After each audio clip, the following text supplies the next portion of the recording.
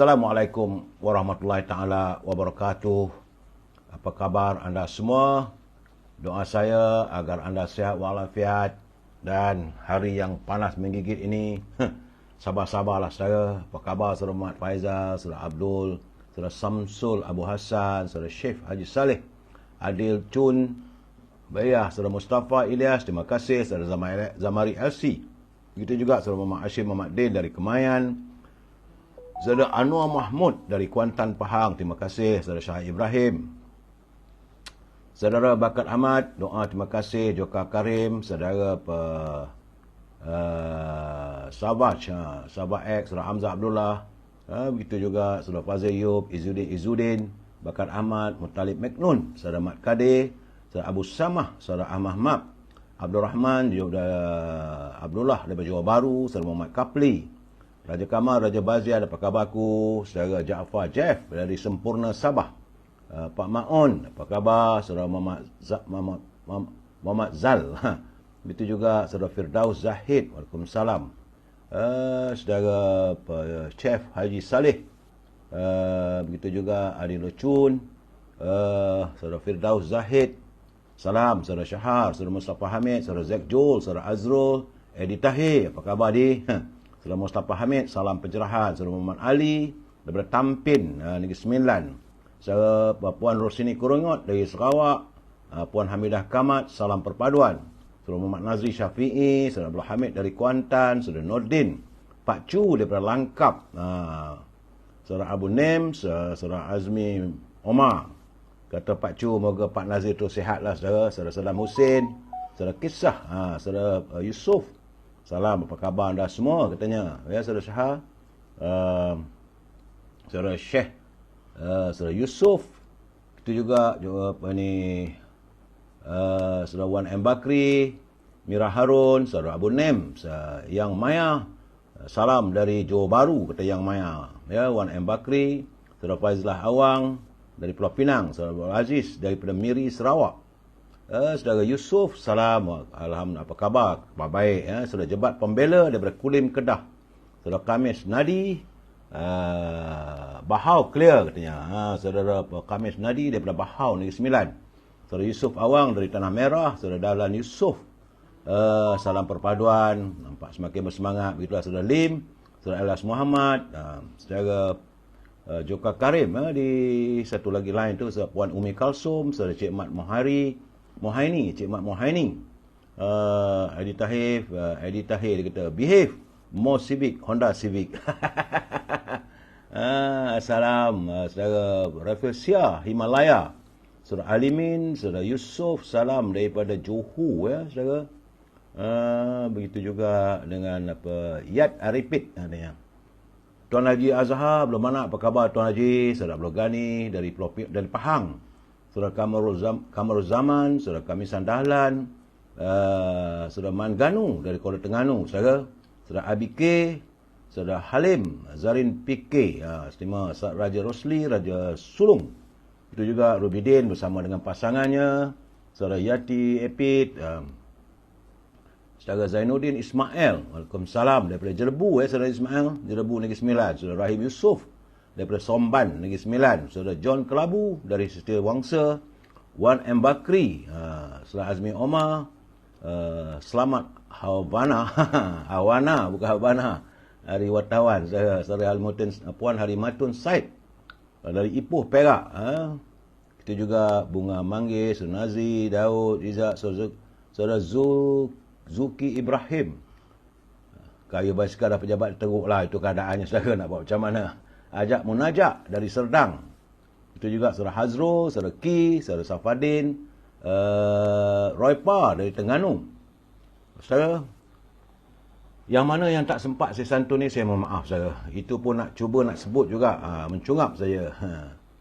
Saudara Edi Tahir, yay, it's a politic time. Wan Lan, daripada Perlis, saudara Wan Lan.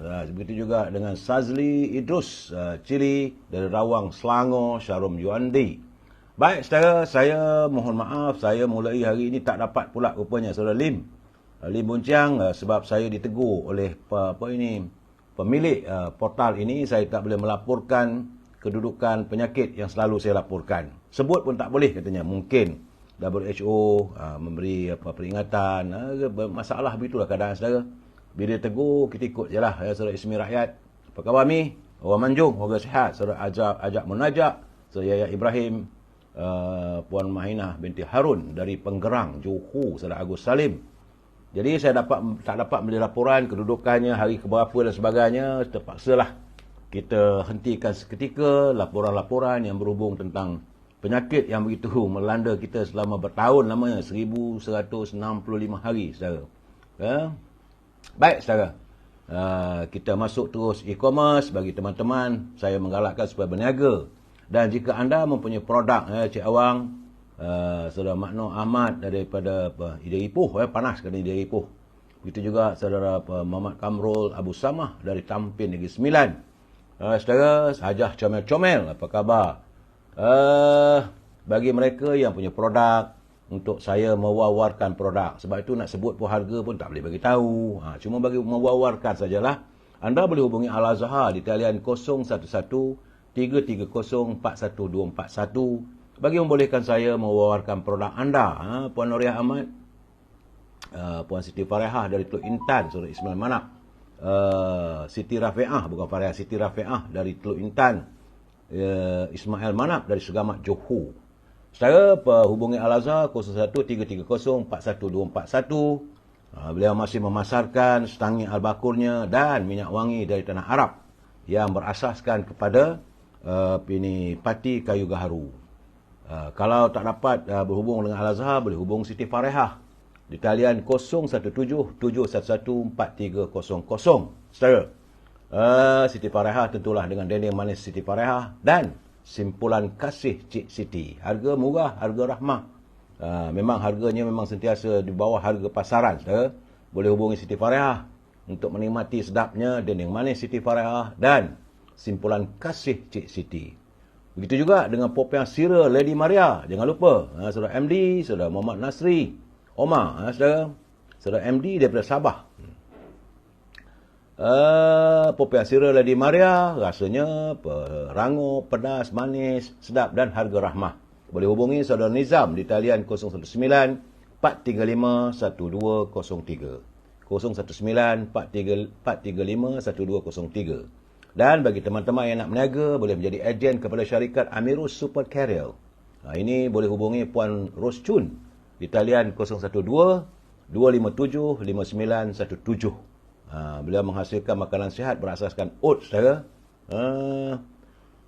Bahan-bahan dalam makanan itu ialah kurma, madu, delima, apricot, ubi bit, chia seed, vitamin C dan kolagen. Ini untuk mengenyangkan perut, elok makan waktu pagi. Selamat Lun, Hamidah Ahmad, salam pencerahan, Saudara Razia Ahmad, begitu juga Mus Ahmad. Dan makanan ini yang dipasarkan oleh Ros Chun, Puan Ros Chun, ia untuk mengurangkan sembelit, meningkatkan tenaga sebagai energy booster, mengimbangkan tahap kolesterol dan mengimbangkan nutris dalam badan. Hubungi Puan Ros Chun di talian 012-257-5917, saudara. Baik, kita masuk segmen naluri kehidupan. Ini bagi saya takkanlah orang nak marah pula. Saya dapat kiriman daripada sahabat kita, saudara Osman Muhammad. Beliau menghantar kiriman pada saya. Agak menarik kirimannya. Sebab tu saya katakan, saya bukan ustaz. Jauh sekali menjadi da'i. Saya bukan, saudara Azrili, saudara Wan Nafi. Menurut saudara Osman Muhammad, dalam tulisannya, dia kata daripada Abu Barzah Al-Aslami, bahawa berkata Nabi Muhammad SAW, wahai orang yang beriman dengan lisannya, namun keimanannya belum masuk ke dalam hatinya, janganlah kalian mengumpat seseorang Muslim dan jangan pula mencari-cari kesalahannya. Kerana siapa saja yang mencari kesalahan orang lain, maka Allah akan mencari-cari kesalahannya. Maka siapa saja yang Allah telah mencari-cari kesalahannya, Allah tetap akan menampakkan kesalahannya meskipun ia berada dalam rumahnya. Ini Sunan Abu Daud. Statusnya hadis Hasan. Hadis Hasan, saudara. Jadi orang yang beriman wajib memelihara lisannya, saudara. Percakapannya biarlah yang baik-baik, bukan untuk mengumpat ataupun mencari kelemahan orang lain. Sama ada sesuatu yang dituturkan itu maupun yang diterjemahkan dalam bentuk tulisan, saudara. Islam merupakan agama rahmah yang mengajar umatnya untuk tidak mengumpat dan membuka aib orang. Sesiapa yang menutup aib saudaranya sesama Muslim, nescaya Allah akan menutup aibnya di dunia dan di akhirat, saudara. Kerana apa? Baginda Nabi Muhammad bersabda, barang siapa menutupi aib seorang Muslim, maka Allah akan menutupi aib orang sebut di dunia dan akhirat. Ini daripada Sunnah Ibnu Majah. Jadi barang siapa yang mencari-cari kesalahan saudara Muslimnya, maka Allah akan membuka kesalahan dan aibnya walaupun ketika itu dia berada dalam rumahnya. Kerana orang yang gemar membicarakan aib orang lain, sebenarnya tanpa ia sedari, ia sedang memperlihatkan tentang dirinya yang asli. Semakin banyak aib yang disebarkan, maka semakin jelas keburukan diri si penyebar itu. Allah mengingatkan dengan nada yang agak keras golongan ini.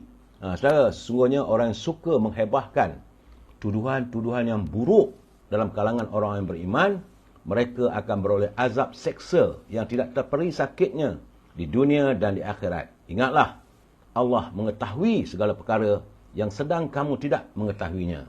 Demikian Allah daripada surah sebahagian daripada ayat An-Nur, ayat yang ke-19. Saudara.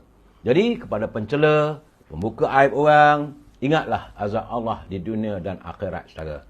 Jadi, elakkan untuk kita memperkatakan tentang aib orang, saudara. Berhati-hati. Edi Tahir pun jangan cerita pasal aib orang. Saudara Ruang Waktu, Waalaikumsalam. Saudara Alisha, Saudara Samsul. Apa khabar Saudara Bismak?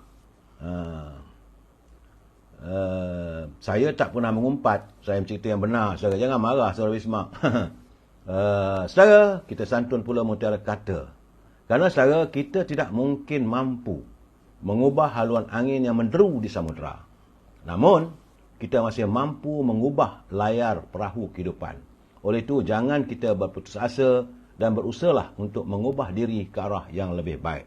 Kadang-kadang kita sebagai manusia biasa, Saudara Bismak, tidak lari dari melakukan kesilapan. Kalau kita rasa kita silap, kita baliklah ke pangkal jalan. Itu yang paling penting. Buat apa nak mengata-mengata dan sebagainya. Cukup-cukuplah. Sebab itu saya sekarang ni pun, saya berusaha untuk tidak memperkata tentang aib peribadi seseorang. Cuma kalau pemimpin politik, sasaran kepimpinannya perlu kita terjemahkan, kita jelaskan pada warga supaya mereka berhati-hati dan agar pimpinan tidak mengikuti jejak langkah yang sebegitu yang akhirnya dicela oleh rakyatnya. Saudara, jadi kena ingat saudara, kita tidak mampu nak mengubah haluan layar perahu kita kalau kita berlayar di samudera. Tak mampu kita mengubah angin, haluan angin tak boleh kita ubah. Tetapi kita mampu mengubah layar perahu kita. Begitulah juga dengan kehidupan. Kita tidak mampu untuk merubah tentang untung nasib kita, tetapi dapat kita lakukan dengan usaha. Kerana apa? Kamulah yang akan mengubah untung nasib kamu. Ingat tu saudara. Baik saudara. Ini untuk Pak Cu, untuk teman-teman yang begitu menantikan pantun Pak Nazil. Terima kasih Pak Nazil yang berada di Perlis. Semoga Pak Nazil sihat walafiat. Saya sentiasa mendoakan agar Pak Nazil terus berkarya, agar karya Pak Nazil dapat kita kongsikan bersama. Kata Pak Nazil, Mak Tian memasak bubur, kuih keria, roti sekaya. Jangan madani sampai terkubur, buktikan ia boleh percaya. Jadi Pak Nazil dia ragu dan dia bimbang. Khawatir nanti kena banyak sangat bercakap, banyak sangat retorika, takut nanti madani itu terkubur. Jadi sebab itu berusaha supaya ia boleh berjaya. Tambahnya lagi, ambil galah lalu dialih ke sebelah kiri pokok duri. Cukup-cukuplah pemimpin dipilih. Ingatlah diri, janji diberi. Jadi pemimpin yang dipilih, kena ingat. Bagaimana anda pernah berjanji dengan warga, dengan pengundi anda, dengan rakyat. Apa yang anda lafazkan, perlulah disantuni dan dilaksanakan. Jangan nak bagi dalih itu dan ini. Itu peringatan Pak Nazil. Jauh daripada Perlis. Saudara Tukiran kita, apa khabar orang Mo? Saudara Cik Awang, Saudara Syahid Nur. Dia kata betul lah tu, sebanyak sangat retorik. Pun bahaya, kata Saudara Syahid Nur. Saudara Afi Rozi, Waalaikumsalam. Saudara, saya tetap akan mengingatkan pimpinan negara agar jangan berbelanja wang negara tanpa had kerana kita bimbang negara boleh muflis. Tambah-tambah lagi sekarang ni ekonomi dunia yang tidak menentu. Ini kekhawatiran saya, saudara. Dan kepada mereka yang menyunting semula live saya ini dan dimasukkan dalam sebarang channel, saya harus mengingatkan anda bahawa setiap suntingan yang anda lakukan adalah tanggungjawab anda. Kerana saya tak mampu, saudara, untuk menilai ataupun memantau setiap suntingan yang anda lakukan. Ingat, saudara, pencerahan saya ini adalah pencerahan politik dan sedikit berita-berita terbaru yang menyantuni sekedar kehidupan rakyat. Bila saya memberi komen, matlamat saya adalah sekadar untuk memberi informasi. Kalau saya memberi komen atas sesuatu isu itu, kita mesti berpegang pada prinsip kita mesti bersetuju untuk tidak bersetuju. Ini perlu saya nyatakan. Saudara Nasri, Puan Norma Abdullah, Waalaikumsalam. Saudara Mon Syarim, dia kata saya bukan walaun, boleh cek FB saya. Tak apalah, saudara, apa-apa pun tak ada masalah. Saudara Rahim Yusof, kami nak kenal Pak Nazir, boleh tak siarkan gambarnya dalam ruangan ini? Saya, Pak Nazir punya gambar, lukisan lagi yang ada pada saya ni, dalam buku dia. Wajah Pak Nazir. Ni dia wajah Pak Nazir, saudara. Tu dia. Dia lukisan dia. Gambarnya tak ada sebenarnya. Saya cuba mencari kalau ada gambar Pak Nazir, tak ada pula. Pak Nazir, kalau Pak Nazir dengar, kirim-kirimlah gambar saya sekeping. Sebab pelaya-pelaya nak kenal mana satu rupa Pak Nazir. Saudara, Pak Nazir adalah mantan guru dan juga mantan pendidik. Apa kata saudara? Saudara Nasri. Baik, saudara. Prinsip kita, bila saya memberi pencerahan, kita mesti bersetuju untuk tidak bersetuju. We must agree to disagree.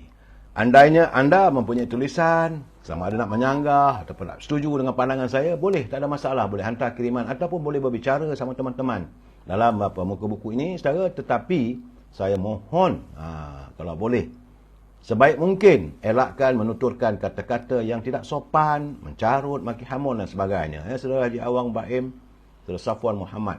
Saya mintalah, sebab kita adalah warga cinta damai. Setiap permasalahan kita santuni secara harmonis, saudara. Baik, saudara. Sesuatu yang agak merunsingkan juga saya, saudara, bila saya melihat laporan utusan. Hari ini laporan utusan menyatakan bahawa konon katanya sekurang-kurangnya sejumlah 50% daripada keseluruhan 2,100 ladang ayam kontrak di seluruh negara berada di ambang muflis. Katanya disebabkan oleh kelemahan polisi-polisi pihak pentadbir yang mengawal sektor penting makanan negara. Itu kata laporan utusan saya. Dan menurutnya ini semua merangkumi sekitar 1,000 ladang ternakan ayam kontrak yang hampir semuanya diusahakan oleh penternak Bumiputera, yang terlibat membekalkan sekitar 30% daripada keseluruhan 2.2 juta ayam setiap hari bagi memenuhi keperluan harian. Jadi, kata utusan, kelemahan pimpinan dalam menangani isu perubahan klimat dan food security atau keterjaminan sumber makanan negara, itu yang boleh membuatkan kemudaratan. Saudara, malahan saya juga tadi berbual dengan anak muda kita, Sir Nordin Malik. Dia kata dia pun berbual-bual juga dengan komuniti peladang sayur tani di Muar. Akhirnya mereka merasakan mereka kalah dan tewas dengan permainan harga.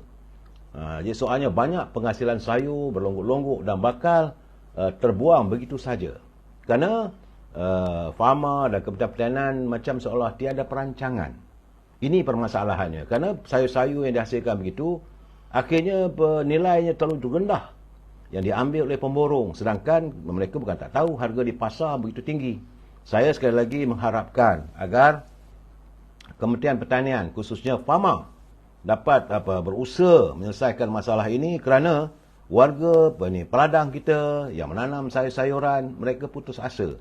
Akhirnya berlonggok-longgok sayur itu tak boleh nak dijual dan terbuang begitu saja. Ini kalau kita buang makanan kita, itu nanti boleh dikeji oleh Allah SWT. Kita kena mensia-siakan penghasilan yang dilakukan. Bagaimanapun, saudara, sementara itu sewaktu dibacuk, apa yang dilaporkan oleh utusan itu dinafikan pula oleh Datuk Seri Muhammad Sabu. Jadi selaku Menteri Kementerian Keterjaminan Makanan, Menteri Pertanian dan Kementerian Keterjaminan Makanan, beliau menegaskan bahawa 50% pengusaha ladang ayam akan muflis hanya bersifat kabar angin, katanya pula. Bagaimanapun, beliau pemantauan berhubung perkara itu sentiasa dilakukan dengan mendapatkan maklumat terkini dari seluruh agensi di bawah seliaan kementerian. Jadi, beliau menasihatkan orang ramai jangan panik. Itu memanglah seorang menteri, dia akan jangan panik. Tapi bagi saya, pegawai juga, laporan-laporan pegawai juga, Pak Mat, kena tengok. Kadang-kadang mereka selalunya melaporkan yang molek-molek, yang baik-baik. Saudara Arifin Muhammad, utusan dah tak sangkut paut dengan UMNO. Memanglah sekarang ni utusan bukan lagi milik UMNO. Jadi laporan-laporannya bagi saya menyantuni apa sahaja. Kalau itu berita yang disiarkan, kalau tengok benda itu ada rasionalnya. Dan macam mana bila soal penternak ayam dan sebagainya, ini menyangkut soal kehidupan rakyat. Tapi bila Bamak Sabu mengatakan bahawa pihaknya memantau, pegawainya memantau, saya bersyukurlah, berlapang dada lah pendedahan dilakukan utusan. Saya yakin bukan untuk menidakkan Kementerian Pertanian dan Keterjaminan Makanan, tetapi apabila didedahkan supaya pegawai mereka yang terlibat di kementerian tersebut dapat turun ke lapangan untuk melihat sendiri sejauh mana benar atau tidaknya setiap laporan itu. Itu saya rasa. Secara Azizul Abdul Hamid, mereka dibayar oleh pihak parti sebelah sana. Tak ada, saya tidak melihat soal bayar-membayar, soal lain, saudara. Bagi saya merasakan sebagai bekas wartawan. Saya tahu setiap yang dilaporkan itu, setiap wartawan harus bertanggungjawab atas setiap laporan itu. Jadi, saya lihat walaupun dinafikan oleh Datuk Seri Mat Sabu, tapi saya merasakan perlu juga ada follow up ataupun melihat, meninjau. Jadi seharusnya beliau mengatakan, sebab utusan mengatakan 1,000 ladang ternakan ayam kontrak yang hampir semua diusahakan oleh Bumiputra ini menghadapi masalah. Ini memang betul, saudara, bukan tak ada. Masalah benih ayam, masalah makan ayam dedak, dan harga yang tidak berpatutan. Pemborong-pemborong pergi ke ladang-ladang ayam membeli dengan harga yang tidak dapat dipantau oleh mana kementeriannya. Begitu juga penghasilan ladang-ladang. Ladang sayur macam sayur kangkung ke, sayur kobis, macam-macam sayur lah, saudara. Di samping itu, kerana lambakan daripada bahan-bahan ini kita import. Jadi ini juga akan mengganggu harga pasaran. Jadi saya haraplah agar kementerian dapat mengkaji dan mesti ada satu dasar yang khusus untuk menyelamatkan peladang-peladang kita, penternak-penternak kita, supaya mereka tidak menjadi mangsa kepada parasit-parasit ataupun orang tengah, ya saudara. Mereka tak peduli soal rakyat. Yang mereka fikirkanlah soal keuntungan poket mereka. Jadi pegawai juga harus bertegas melaksanakan amanah yang diberikan oleh pimpinan negara. Sebab itu semalam pun saya berbual dengan teman-teman. Hari ini pun saya berbual dengan warga-warga veteran UMNO. Kami merasa bimbang. Bimbang kerana memang kerajaan Madani ini berusaha untuk menghapuskan korupsi, untuk menjana sesuatu demi kebaikan rakyat. Tetapi itu hanyalah merupakan satu dasar ataupun polisi kerajaan yang dilontar oleh Pak Menteri. Bagaimana pelaksananya? Ini pelaksana paling penting. Daripada KSN, KSU, TKSU, ketua pengarah di peringkat dasar bawah tu, mereka harus melaksanakan. Begitu juga tadi kami berbual ada satu veteran wanita UMNO. Dia menzahirkan, dia kata kenapa persoalannya mereka yang dihadapkan ke mahkamah atas tuduhan rasuah hanya orang yang dituduh saja. Bagaimana pemberinya? Sedangkan sepatutnya dalam akta rasuah pemberi dan juga penerima dua-dua kena hukum. Malahan kalau diikutkan dari segi hukum Islam, orang yang menaja, sebagai contoh, saudara, kalau orang tu minum arak, hukumnya satu rotan umpamanya, saudara, ya, contoh. Kalau diberi dia orang tu minum arak ataupun berjudi, dia hukum satu rotan. Sponsornya tu yang kena double. Sepatutnya dalam masalah korupsi ini, pemberi juga harus dibawa ke muka pengadilan dan mereka perlu dihukum di bawah akta korupsi. Saudara Cik Awang, sekarang ni kita nak dengar keadaan sebenar. Kesianlah pada kita. Saya setuju, Saudara Awang. Ini keadaannya saya melontarkan apa yang dilaporkan di peringkat akar umbi. Kadang-kadang Pak Menteri ini mereka mendapat laporan yang molek-molek daripada pihak-pihak yang ditugaskan untuk melaksanakan dasar-dasar. Dasar yang dibuat oleh Datuk Seri Mohamed Sakbu di Kementerian Pertanian tentulah baik. Mahukan menjaga kejaminan makanan, mahu menjaga kebajikan para petani, para peladang, pengusaha, penternak dan sebagainya. Itu dasar telah pun dibuat oleh Pak Menteri. Tapi bagaimana pelaksana? Ketua pengarahnya, ketua siusanya, timbalan ketua siusanya dan agensi-agensi yang terlibat. Termasuklah dalam pemasaran, contoh saya kata macam Pharma. Bukanlah niat saya untuk mengkritik Pharma habis-habisan, tidak. Kita masalah jangan anggaplah apa yang saya lontarkan sebagai wake up call. Ini suara rakyat. Suara rakyat mengharapkan sesuatu dan mereka tak tahu nak hala ke mana. Tentulah hala tujuannya terus pada Pak Menteri. Begitu juga bila berlaku sesuatu ketimbangan yang tak betul. Dalam macam sekarang ni, masalah ekonomi yang tidak menentu. Rakyat terus serang yang amat berhormat Perdana Menteri. Sedangkan kita ada Menteri Ekonomi, kita ada Menteri Kewangan, kita ada Menteri Perdagangan Dalam Negeri dan Haiwan Pengguna, kita ada Menteri Perindustrian dan Luar Negara. Ada menterinya, tapi serangan itu yang terpukul teruk adalah Perdana Menteri. Itu naluri manusia biasalah. Mereka nak hala ke mana? Malahan saya dengar juga tadi satu culipan daripada dalam media sosial Malaysia Gazette memaparkan ucapan. Tak lama lah, saya ingat dalam 1 minit ke 2 minit, ucapan mantan Timbalan Perdana Menteri Tun Musa Hitam. Beliau mengingatkan bahawa pimpinan kerajaan harus berusaha menangani masalah ekonomi rakyat. Katanya bahawa rakyat ini untuk sebulan, 2 bulan, 3 bulan, rakyat boleh bertahan lagi, boleh bersabar. Sebab rakyat pun faham apa yang berlaku di seluruh dunia. Tetapi kalau dibiarkan berlerit-leritan, berpanjang-panjangan, berapa lama nak rakyat yang tertekan oleh kesan ekonomi yang sebegini teruk, mereka yang berada dalam keadaan yang cukup getir, secara tentulah mereka akan meledakkan amarah nanti. Itu peringatan Tun Musa Hitam selaku mantan Timbalan Perdana Menteri. Sebab tu beliau menasihatkan. Dia kata, anak anda Rafizi, kena ingat, rakyat boleh tunggu 3 tahun, 3 bulan. Paling-paling lewat pun 5-6 bulan. Selepas itu, nanti rakyat akan meledak.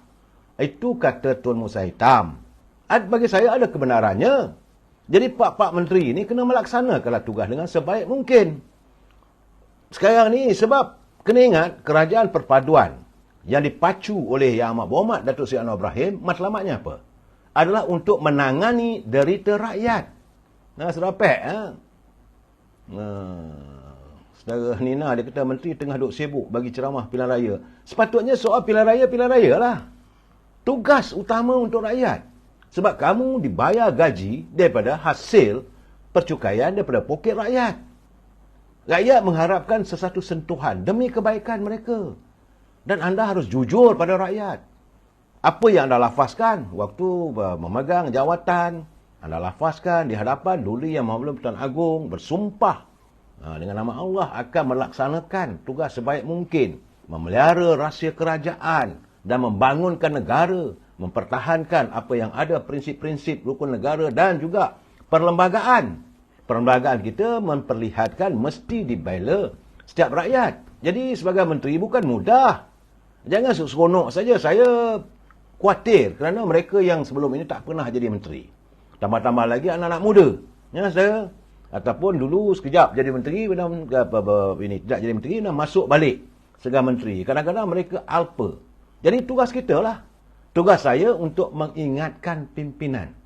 Kena ingat bahawa harapan rakyat begitu tinggi. Sebab rakyat dah begitu lama. Lama sangat rakyat menanggung derita yang teramat parah. Poket semakin kempis, harga barang semakin mahal. Sedangkan kalau kita tengok petani-petani pula menyatakan bagaimana mereka nak menghasilkan. Sayur-sayuran apa semua akhirnya dibuang kerana masalah orang tengah. Ini perlu ditangani. Persoalan ini bukan main-main. Saudara Wan Zahrah Ali, dia kata kalau pandai sangat jadilah menteri. Saya bukan. Saudara Johar Abram, saya bukan nak jadi menteri. Saya cuma memberi kritikan. Sebab saya kata kita mesti bersetuju untuk tak bersetuju. Saudara, bukan saya nak marah berhenti. Tidak, saya menzahirkan harapan kita. Sebab apa yang dinyatakan oleh Tun Musa Hitam juga menyedarkan saya ada kebenarannya. Saudara, kadang-kadang kita ni masalahnya bila orang bagi teguran, orang bagi kritikan, kita menganggap itu sebagai musuh. Macam mana pula musuh? Kerana parti saya adalah sebahagian daripada kerajaan perpaduan. Kita sama-sama mau menangani. Kalau sesuatu berlaku pada kerajaan perpaduan ini, tentu juga ia akan menyangkut tentang warga UMNO. Ini keadaannya, saudara. Kita tak boleh main-main orang kata sweep everything under the carpet. Mungkin, saudara, bagi saya lah, saya memberi pandangan ini lain tak ada, saudara. Saya kekhawatiran saya itu saja. Soalnya sekarang ni macam tadi pagi tadi saya berbual dengan teman-teman kalangan kami warga veteran. Kita bimbang. Soalnya contohnya macam tangkapan demi tangkapan berhubung dengan rasuah. Tapi orang yang memberi itu akhirnya hilang. Akhirnya menjadi crown witness ataupun sebagai saksi kepada pendakwaan. Sedangkan dalam hukum dia dua-dua kena. Itu saja. Bukan kita nak kritik, tidak, saudara. Rakyat jangan perlu bagi cadangan yang membina pada Pak Menteri. Saudara Jaka Linglong. Rakyat juga perlu bagi cadangan yang membina pada Pak Menteri. Ini bukannya kritik. Ini bukannya kita nak marah, kita nak hamburkan. Saudara boleh lihat, sahabat malam bila saya menegur, tak adalah saya nak maki hamun macam orang lain. Saya dengan kata-kata yang celupar, tidak. Saya memberi teguran, Saudara Firdaus, betul. Saya beri teguran hanya untuk kebaikan rakyat. Bagi saya, lain tak ada. Asalkan kehidupan rakyat, kebajikan rakyat dipertahankan dan dibela, saya akan bersama dengan anda. Tapi kalau kehidupan rakyat dineglect ataupun diabaikan, tentulah saya akan terkesan. Sebab saya adalah kalangan golongan rakyat marhain.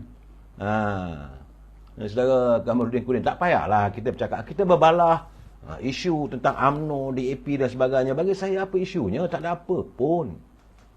Kita kadang-kadang membina sesuatu yang tak betul.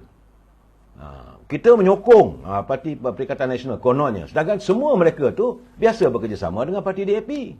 Sedangkan UMNO bukan dia bekerjasama dengan DAP.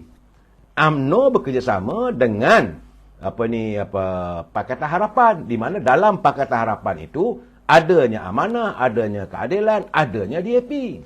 Kenapa disantun antara UMNO dengan DAP semata-mata? Ini yang tak betul dan akhirnya memusingkan fikiran rakyat. Saya melihat benda-benda begini, satu kezaliman saya lihat terhadap Parti UMNO. Kita dengan penuh menyantuni asalkan untuk kebaikan. UMNO dah berusaha. Bukan tak berusaha untuk legasi ataupun untuk lestari kepentingan rakyat. Kita mewujudkan muafakat nasional. Tapi UMNO dikhianati. Itu keadaannya, kita kena lihat benda begitu. Jangan kita lemparkan segala kesalahan. Dan kehadiran UMNO dalam kerajaan perpaduan ini, bukan kita nak suka-suka masuk. Bukan kita nak mengending. Tidak. UMNO melihat waktu saat negara yang tidak boleh membentuk kerajaan. Apabila kerajaan parlimen tergantung. Bahawa perlu UMNO ini tampil ke hadapan untuk menyelamatkan suasana negara. Jadi janganlah saudara menuduh UMNO jilat DAP. Ini satu pembohongan. UMNO kita tak pernah menyembah DAP, tak pernah menjilat. Tapi apa salah kita nak berbaik? Apa salahnya? 60 tahun lamanya. Apakah kerana DAP itu dilihat sebagai mewakili parti satu kaum yang lain? Berapa lama UMNO memikul MCA? Berapa lama UMNO memikul MIC? Tak ada masalah, saudara. Saudara Mohd Syarif, betul lah malam tadi jenuh Datuk Lokman cakap benda yang sama. Saya tak maulah repeat benda yang sama, tapi kadang-kadang bila saya lihat teman-teman yang menghantar kiriman dalam ini, seolah mereka tak faham. Masih lagi isunya antara UMNO dengan DAP. Mana ada? Antara UMNO yang mengepalai Barisan Nasional bersama dengan Pakatan Harapan yang dipimpin oleh Parti Keadilan. Ini kena jelas lah, saudara. Janganlah kita mewujudkan sesuatu benda sikit ini. Ini menuduh sedap, saudara. Tapi realitinya bagaimana?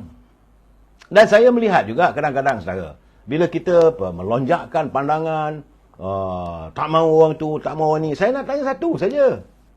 Nak tunggu siapa? Okey. Buat pilihan raya. Apakah rakyat akan memilih? Kalau rakyat menghukum lagi, tak boleh bentuk kerajaan, macam mana? Jangan kita fikir, jangan kita buat kerja Tuhan. Saya selalu bercakap, jangan kita buat kerja Tuhan. Bagaimana apa yang berlaku di Kelantan, di Terengganu, di Kedah, Di Selangor, di Negeri Sembilan dan juga di Pulau Pinang.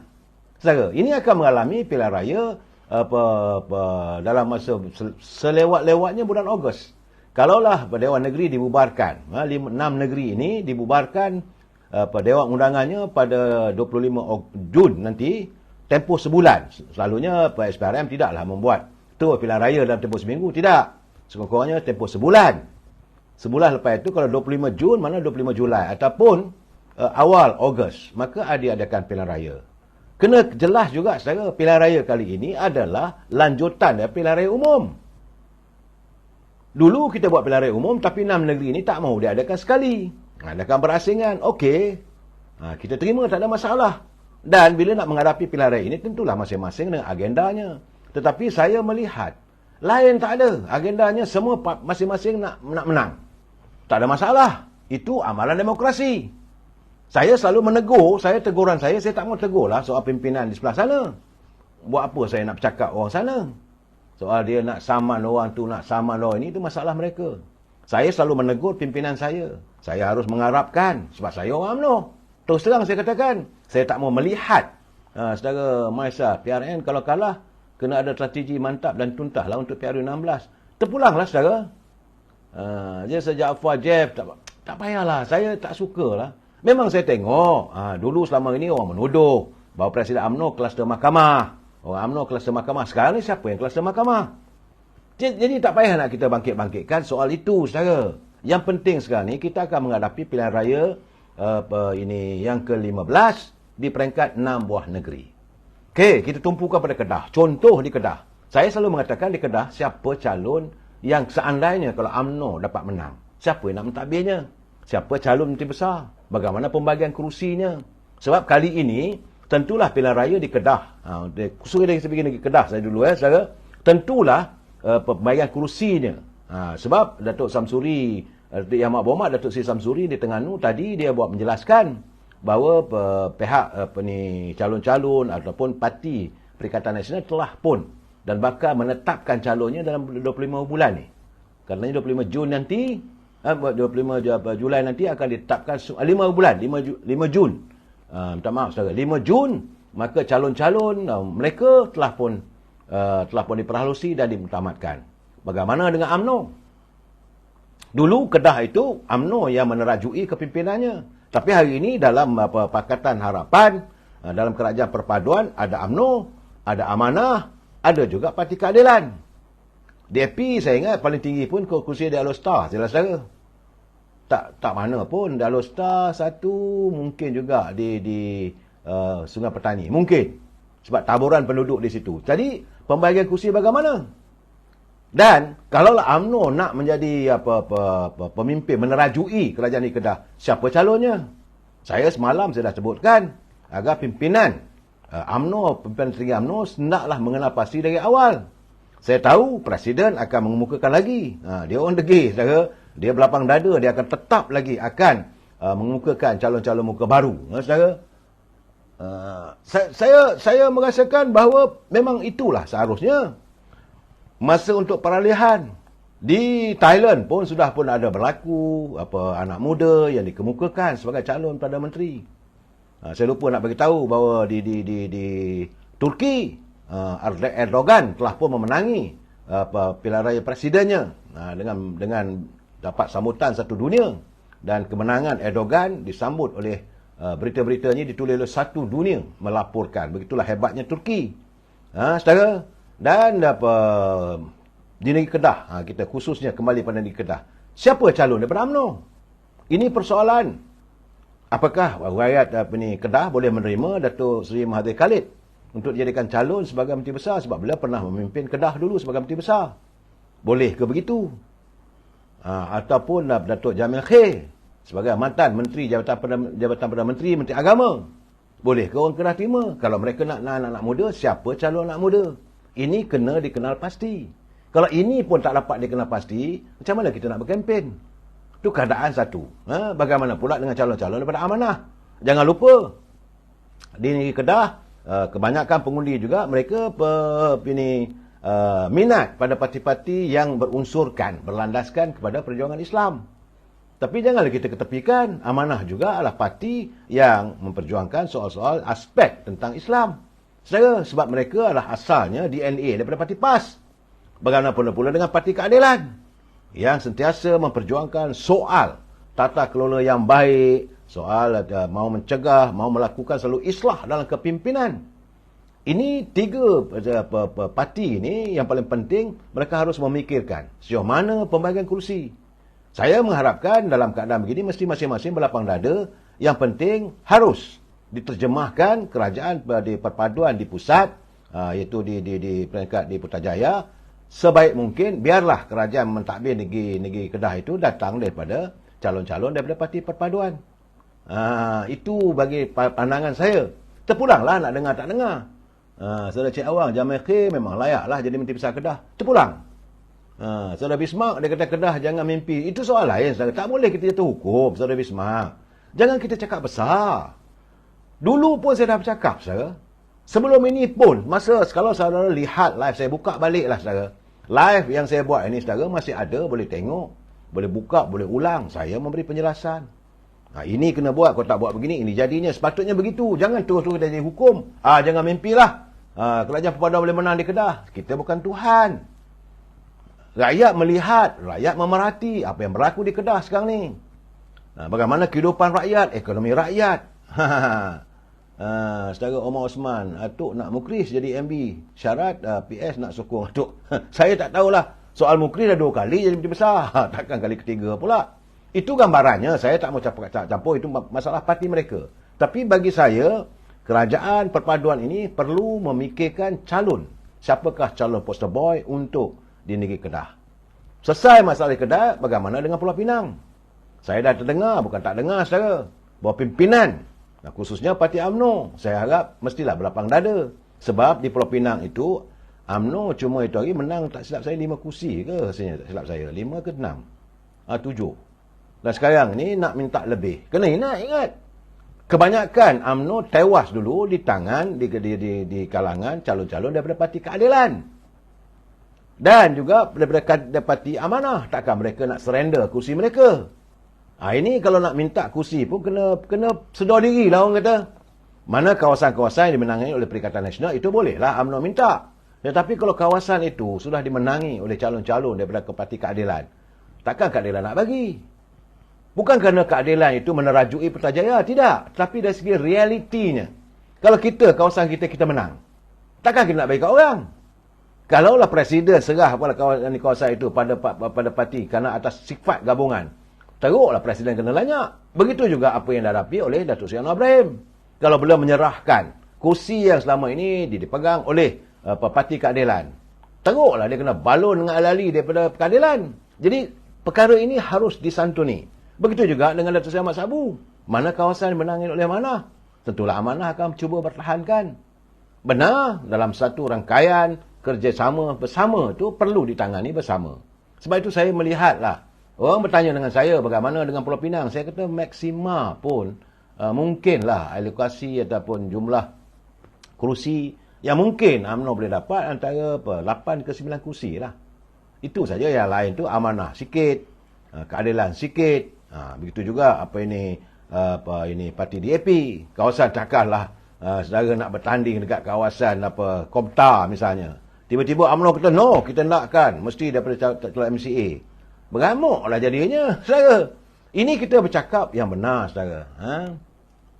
Kemudian, saudara, usai di Pulau Pinang, bagaimana juga kedudukan di Selangor. Selangor, saudara, dia 56 kursi, tak silap saya.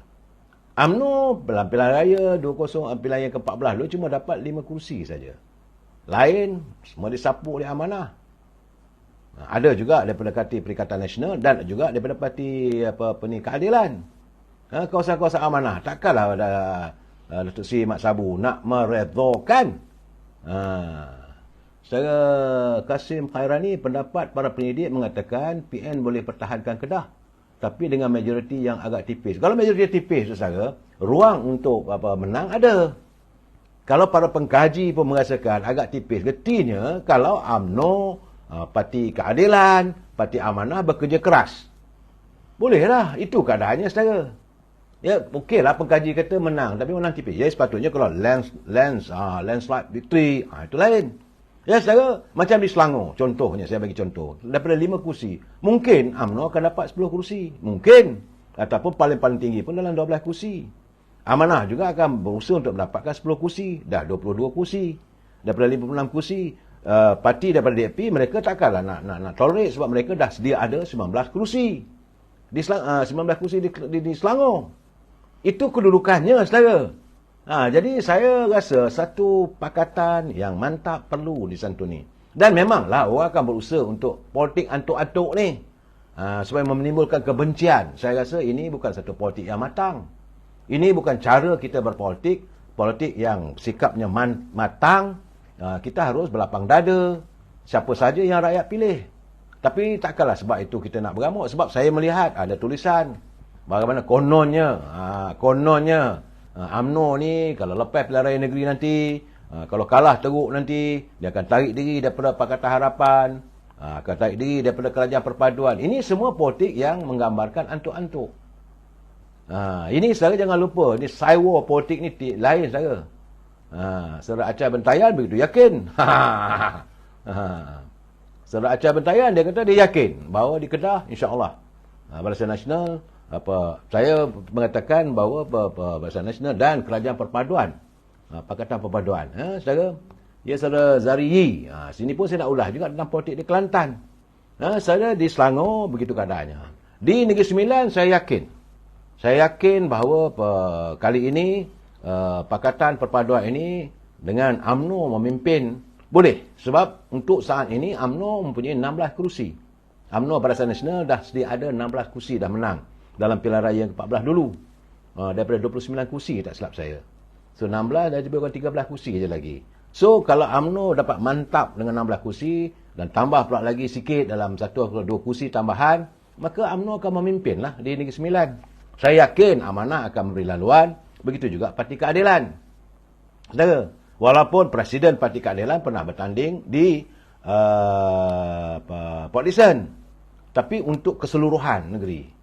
Saya tengok semangat orang Negeri Sembilan, penggerak-penggerak politik Negeri Sembilan, nampaknya begitu mantap, bersemangat. Adalah saya ingat dalam hari minggu lepas, hari Jumaat, saya berjumpa dengan beberapa orang, para mengambil atau tukang-tukang kempen lah, beberapa penerangan di peringkat Negeri Sembilan. Saya cuma melakukan provokasi.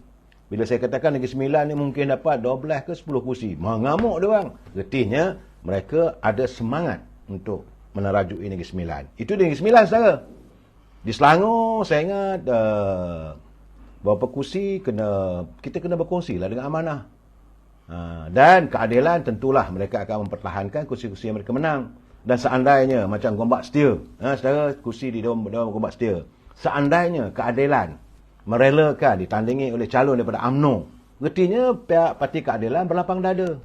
Mereka tentulah mempunyai jiwa besar untuk memberi peluang pada UMNO berkongsi kuasa. Ini dikatakan perkongsian kuasa. Itu di Gombak Setia, sebab kursi di Gombak Setia itu dulu adalah milik Parti Keadilan.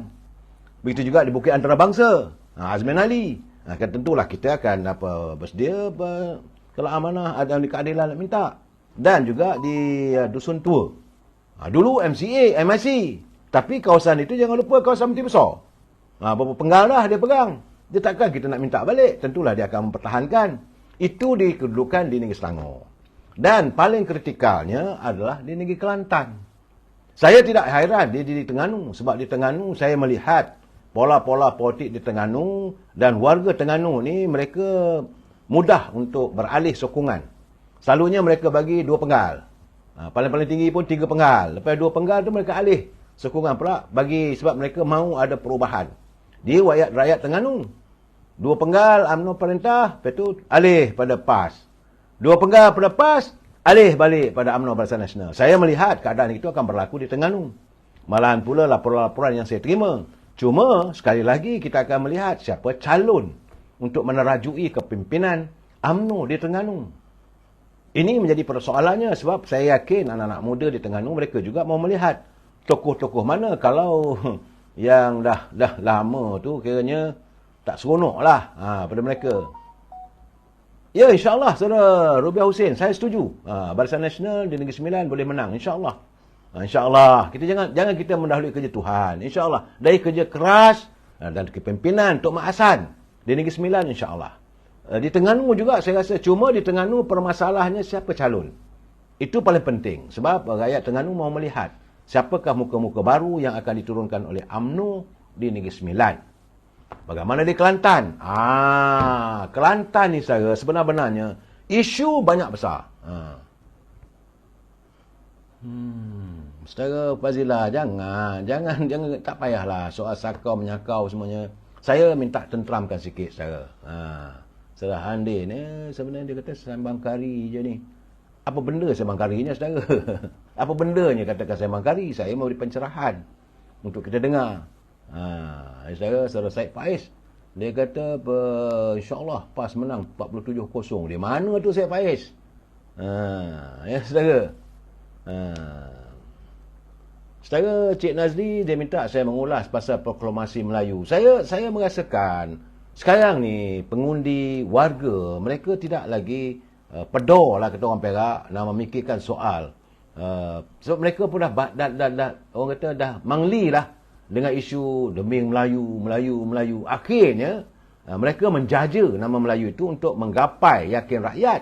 Tapi bila mereka menang, apakah Melayu dipertahankan? Sebab itu dulu saya dah bercakap, saya ingat tak silap saya minggu lepas lagi. Jangan sesekali adanya kita melihat pemimpin melacurkan Melayu demi untuk menggapai yakin rakyat. Cukup-cukuplah. Berapa lama dah? Sikit-sikit demi faham Melayu. Kita ni Melayu. Tapi akhirnya bagaimana? Dikhianati. Akhirnya rakyat pun tak berkisah dah. Sebab itu proklamasi Melayu yang ditandatangani oleh Tan Sri Hadi Awang dengan Tun Dr. Mahathir, saya melihat itu juga merupakan antara bibit-bibit yang bakal perpecahan antara dalam Perikatan Nasional. Warga mungkin ini mungkin saudara ya, bukan fakta. Saya kata mungkin warga PAS mungkin mereka mengatakan bahawa tindakan Tan Sri Muhyiddin menolak saranan Dudi Ahmad Mulia Tuan Agong peringkat awal penubuhan kerajaan dulu, mereka mengatakan satu keputusan yang salah. Kalaulah ditangani saranan Duli Ahmad Tuan Agong membentuk kerajaan antara Perikatan Nasional dengan Pakatan Harapan, UMNO hari ini hanya sekadar menjadi pembangkang lah dengan hanya 26 kursi. Itu pun sebelum dicuri. Ada juga ahli UMNO, juga ahli Parlimen UMNO yang kita tahu yang mendatangani akuan bersumpah yang bersedia untuk menyeberang. Akhirnya berapa kerat yang tinggal lagi. Tapi Alhamdulillah adalah tak tahu bagaimanakah benda ini disantuni. Akhirnya UMNO terjadi penting pula. Daripada orang terbuang, akhirnya jadi orang penting. Sebab itu antara amanah, antara PAS dengan PBM, Parti Pribumi Bersatu ni, mereka sudah mula mengira-ngira. Saya yakin mungkin ada kesalahannya. Sebab itu saya melihat kenyataan Presiden PAS juga seolah-olah mereka bersedialah untuk bersama-sama dengan kerajaan Pakatan Harapan ini. Saya tak tahu kenapa. Apakah mungkin sebab dapatan saya banyak cerita-cerita yang saya lihat bahawa nampak gayanya katanya bahawa pihak ini berkuasa telah pun membuka semula kertas siasatan berhubung wang sejumlah 90 juta katanya. Pemberian daripada zaman era Datuk Najib itu lagi kepada pimpinan. Saya tak tahu. Tapi itu yang ada mengatakan bahawa kemungkinan. Saudara Osman, kita buang PM6 yang menyantuni rakyat semua kecak-kacik. Saya rasalah saudara, bagi saya kita harus terus ke depan. Yang penting rakyat, saudara. Dan soal provokasi rakyat, macam mana saya katakan, tentulah apa yang berlaku antara Tun Dr. Mahathir dengan Tan Sri Hadi Awang, akhirnya mereka berdamai, tak ada masalah, baik. Tapi cuma ada kesan di kalangan warga PAS kerana era berlakunya tragedi Mamali itu era Dr. Mahathir sebagai Presiden UMNO. Ini realiti saudara, jangan kita nafikan. Mungkin ada kalangan warga-warga yang warga Mamali tidak mungkin dapat memaafkan. Ini keadaannya saudara. Dan berbalik kepada di Kelantan. Sebelum saya ini di Kelantan, saya yang paling penting sekarang ni ruang untuk UMNO untuk kembali di Anjung Kuasa, di Darul Iman, di Kota Baru saudara. Ini negeri Cik Siti Wan Kembang. Saya melihat ada ruang, tetapi asalkan pimpinan UMNO mereka benar-benar ikhlas dalam perjuangan. Masalahnya di Kelantan ni, perangai, penyakit cah keting dan mementingkan diri sendiri. Walaupun bila UMNO jadi pembangkang, kerajaan waktu itu, kerajaan pusat, dipimpin oleh kerajaan UMNO Barisan Nasional, ada memberi bantuan peruntukan dan sebagainya. Ketua-ketua bahagian dok fikirkan diri sendiri. Dia bukan mikirkan soal untuk rakyat. Akhirnya rakyat di Kelantan rasa muak lah. Dan kebanyakan pemimpin yang terdahulu, mereka selalu memperlihatkan kekayaan mereka miliki. Saya tak mau tegur sesiapa lah saudara, tapi orang yang dikaya raya kerana UMNO. Mereka jadi kaya raya, bergelar macam-macam lah saudara. Dan dapat jadi menteri apa semua kerana UMNO. Tapi sanggup konon-kononnya membelasah UMNO. UMNO tak guna, UMNO begitu, UMNO begini. Saya rasa rakyat Kelantan dapat melihat kalau itulah sikapnya, maka mereka akan menolak. Begitu juga saya tengok apa yang didedahkan oleh Saudara Mahusin. Beliau seorang anak muda. Ini gambaran kepada pemikiran kehendak anak muda di Kelantan. Mereka kebejatan, masalah air, masalah ketempangan dalam kepimpinan, begitu menyerlah isu kesedah, wang yang begitu sepatutnya diperuntukkan untuk warga Marhain di Kelantan, untuk petani dan sebagainya, disapu oleh orang tertentu. Begitu juga isu Lembah Sirih. Isu Lembah Sirih bukan isu main-main saudara di Kelantan. Rakyat pun bertambah marah dengan kebejatan begitu. Tanah di Kelantan, tanah Cik Siti Wang Kembang itu dihadiahkan. Seperti dihadiah lah saudara. Dengan janjinya dapat 10 juta, 20 juta dan sebagainya. Tapi nil, zero. Sedangkan syarikat yang mendapat projek sebut mengaut keuntungan. Itu gambaran dilaporkan dan benda ini dibahaskan dalam Dewan Undangan Negeri. Bertahun dah. Yang Berhormat Datuk Alwi Cik Ahmad mengutarakan persoalan Lembah Sirih. Mana stadiumnya, mana pembangunannya, mana rumah rakyatnya. Banyak saudara. Isu ini rakyat tentu akan beralih sokongan pada calon-calon daripada UMNO. Tetapi kalau pemimpin UMNO masih lagi bersikap mementingkan diri, sikit-sikit nak cah keting, sikit-sikit cah keting, akhirnya ke mana? Rakyat pun bosan. Saya cakap terus terang, dapatan saya di Kelantan, rakyat menanti nak tengok siapa calon-calon yang akan diturunkan.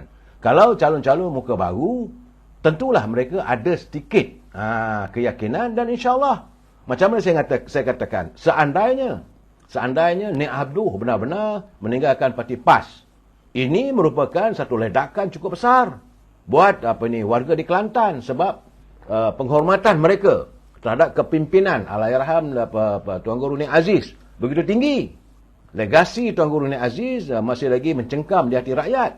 Tetapi melihat kebejatan pimpinan yang ada sekarang ni, kadang-kadang mau memadamkan legasi Tuan Guru Nik Aziz itu, membuatkan rakyat Kelantan marah. Kalaulah Nik Abduh menyertai UMNO, saya rasa menang besar. Terpulanglah pimpinan sejauh mana mereka berlapang dada. Dan saya difahamkan, hari ini sudah pun, tadi pun saya berbual juga tadi dengan teman-teman kalangan veteran UMNO, dengan pelantikan semula Yang Mulia Tengku Razali Hamzah sebagai penasihat UMNO. Saya rasa kalaulah beliau dilantik sebagai pemain utama ataupun perancang dalam pilihan raya di Kelantan kali ini, mungkin besar kemungkinan itu rasanya boleh menang besar. Sebab dulu pun Kelantan tumbang pun waktu Tengku Razali merancang. Sebab bukan itu dia berbalah dengan Dr. Mahathir. Masa itu saudara. Dan hari ini mungkin gamaknya pada saat-saat akhir ini Yang Mulia Tengku Razali mahu menebus kembali agar UMNO kembali berada di persada di negeri Cik Siti Wang Kembang. Sebab perjuangan Tengku Razali untuk memajukan rakyat begitu tinggi saudara semangatnya. Saya mungkin tak kenal dengan beliau, saya kenal secara peribadi, selalu berbual, selalu makan tengah hari, saya dalam melihat pemikirannya. Pada dia lain tak ada, bukan kepentingan diri. Selalu dia kata, saya tak penting, yang penting rakyat. Apatah lagi rakyat dari Kelantan. Kasih sayang beliau pada warga Kelantan begitu tinggi. Saudara Farid, macam mana saya kata akar umbi UMNO tinggalkan UMNO? Saya tak nampak akar umbi UMNO, keahlian masih lagi kekal. Tak ada pula kita dengar cawangan ditutup, macam mana parti yang lain. Saudara Syed Faiz tiba harapkan Nik Abduh, UMNO dah tak ada pimpin. Tidak, saya mengatakan, saudara Syed Faiz, jangan marah. Saya merasakan bahawa dengar ceritanya kalau Nik Abdul masuk, itu menambahkan lagi. Kalau tidak, tak ada masalah. Asalkan pemimpin-pemimpin UMNO yang peringkat bawahan harus melihat calon-calon yang baru. Tapi kalau yang ada main caketing, itulah masalahnya. Serah AZS, Parti Melayu 2x5. Setiap masa membohong. Pemimpinnya majoriti penting diri. Saya rasa lah kalau ada pemimpin baru, mungkinlah ada harapan yang baru. Terpulanglah pada saudara Akmal. Dr. Ikmal yang memimpin pergerakan pemuda, Riana memimpin pergerakan puteri, cara Datuk Nuraini memimpin wanita. Mereka harus mencari upaya calon-calon yang mau diturunkan bertanding kali ini. Banyak juga, bukan sikit saya. Banyak, saya yakin macam di Kelantan tu, paling tidak tentulah UMNO akan mendapat paling-paling kurang pun dalam 23 ke 25 kerusi Dewan Undangan Negeri untuk dipertandingkan. Saya lihat juga macam mana kenyataan, contohnya kawasan di Kota Lama. Kota Lama itu diwakili oleh Anwar Tan. Itu beliau mu'alaf lah. Ini dari segi latar belakangnya keturunan Cina, tapi dia masuk Islam dan bertanding. Sebab di Kota Lama itu pengundi-pengundinya ada. Agak ramai juga jumlahnya, terdiri daripada pengundi-pengundi bukan Melayu. Ya, itu di Kota Lama. Tapi di kawasan lain, saudara, saya melihat bahawa macam di Gua Musang, saudara, tiga-tiga kawasan tu sama ada Paloh ataupun Nenggiri, maupun di Galas, saya kata itu rasa saya lah, saya tak mau buat kerja Tuhan, saudara. Nampaknya keyakinan saya itu boleh dikekalkan oleh UMNO. Begitu juga banyak juga kawasan, sebab itu hari tanding pun tak banyak mana pun kalahnya. Macam di Kuala Kerai, di Jeli, saudara, malahan di Macang, Tanah Merah dulu satu ketika lu adalah semua kubu UMNO. Sebab di situlah hadirnya Menteri Besar Allahyarham Datuk Muhammad Yaakob. Jadi saya melihat tak ada sebab, asalkan pimpinan dapat mengenal pasti calon-calon. Saya suka kalau Mak Husin ditonjolkan ke depan. Sebab Mak Husin ni bekerja, nampak gayanya, beliau mendedah macam-macam pendedahannya. Macam isu air Kelantan sedang berhad. Satu benda yang fakta, walaupun beliau disaman dan sebagainya, di bawah akta rahsia rasmi dan sebagainya, tapi kenyataan itu realiti. Rakyat mahu melihat adanya pemimpin yang berani ke hadapan, yang bersedia untuk membongkar segala kebejatan yang dilakukan oleh pimpinan. Itu yang kita harapkan. Saudara, dalam keadaan begini, saya yakin bahawa Kelantan juga ada ruang untuk UMNO kembali berada di anjung kuasa. Kita sambung lagi malam esok. Wabillahi taufiq wal hidayah. Assalamualaikum warahmatullahi taala wabarakatuh. Selamat malam.